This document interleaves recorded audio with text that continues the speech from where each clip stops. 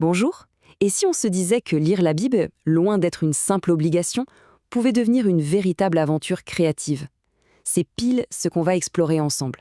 On va mettre de côté la routine pour découvrir comment on peut vraiment s'approprier le texte, d'une façon vivante, personnelle et franchement pleine de joie. Alors, commençons fort avec cette affirmation audacieuse. C'est une déclaration qui vient bousculer un peu les idées reçues. Non, la Bible n'est pas un livre poussiéreux. C'est en fait une source d'inspiration qui n'attend qu'une chose, qu'on la découvre de manière nouvelle, bien plus dynamique. Allez, on plonge dans le vif du sujet. Ces questions, elles sont là pour lancer notre réflexion. Le but, ce n'est pas de trouver la bonne méthode, mais plutôt d'ouvrir des portes, de partir pour un petit voyage de découverte personnelle. Voilà le programme.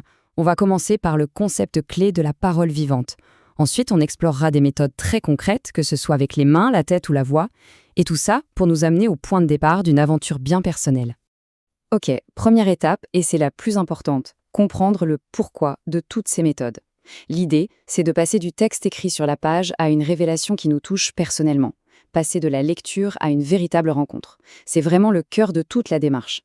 Et pour ça, il y a une distinction cruciale à faire entre ce qu'on appelle le logos et le rhéma. Le logos, pour faire simple, c'est le texte noir sur blanc, l'info brute. Le rhéma, c'est autre chose. C'est quand ce même texte s'illumine, qu'il prend vie pour nous, ici et maintenant. Le but de toutes ces approches créatives, c'est justement de créer ce pont entre le logos et le rhéma. Ce visuel, il résume tout, non? C'est le parcours qu'on cherche à faire, passer de la connaissance, la parole écrite, à l'expérience, la parole vivante. C'est là que tout se joue. Alors, voyons concrètement comment on peut faire ce chemin. On passe à notre première boîte à outils. Ici, on va faire appel à nos mains, à nos sens, à notre créativité. Le but, nous aider à méditer la parole et à la rendre concrète, presque palpable. La première méthode est d'une simplicité incroyable. Écrire. Juste prendre un stylo et recopier un passage ou noter ce qui nous vient à l'esprit. Ça nous force à ralentir, à peser chaque mot et à vraiment laisser le texte nous imprégner. La couleur aussi, c'est un outil hyper puissant. Surligner, colorier, inverser, ce n'est pas juste pour faire joli. C'est une façon d'associer une émotion, une idée à un passage, de faire ressortir ce qui nous parle le plus. Et pour les plus visuels d'entre nous, l'illustration, c'est une méthode géniale. Et attention, pas besoin d'être Picasso, hein. Des simples icônes, des petits symboles, ou même une mini BD peuvent aider à résumer des passages entiers. La source donne même l'idée de synthétiser les 28 chapitres des Actes des Apôtres sur une seule page. Imaginez! Et les idées ne manquent pas. On peut juste recopier, dessiner des lettres en relief pour méditer sur un seul mot, créer des soleils bibliques pour organiser ses pensées autour d'un thème, ou encore faire des mosaïques avec des mots-clés. C'est un vrai terrain de jeu pour l'esprit et le cœur. Bon, maintenant on change un peu d'approche. On passe à des méthodes plus analytiques. Pour ceux qui aiment creuser, comprendre le contexte, faire des liens, ces méthodes sont de vraies pépites pour aller plus loin. Le principe de base ici, c'est que la Bible s'explique elle-même. C'est un peu comme un immense puzzle. En utilisant les références croisées, un verset dans un livre peut tout à coup éclairer un passage dans un autre. C'est un moyen formidable de voir à quel point tout est cohérent.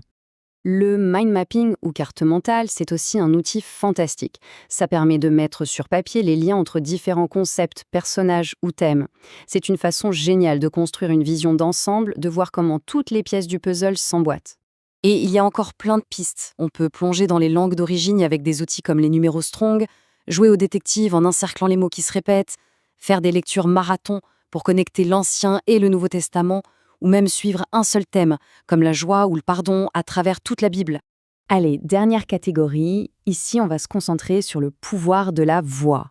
L'idée, ce n'est plus seulement de lire ou d'étudier en silence, mais de vraiment activer la parole en la disant, en la partageant. Et ça change tout. Vous savez, le simple fait de lire un texte à voix haute, ça change complètement notre perception. On peut aussi déclarer les promesses qu'on y trouve sur notre vie, s'en servir comme point de départ pour prier, ou même les chanter. Ça engage tout notre être et ça ancre la vérité bien plus profondément. Et puis, cette parole, elle n'est pas faite pour rester juste pour nous. Une révélation qu'on reçoit peut devenir une source d'encouragement incroyable pour quelqu'un d'autre. Partager un verset qui nous a touchés, c'est multiplier l'impact de cette parole vivante. On arrive au bout de cette exploration, mais en réalité, ce n'est qu'un début. On a vu ensemble une multitude de portes d'entrée pour se connecter à la Bible. Chacune propose une expérience complètement différente. 25. Ce n'est pas juste un chiffre. Ça représente toute la richesse et la diversité des chemins possibles.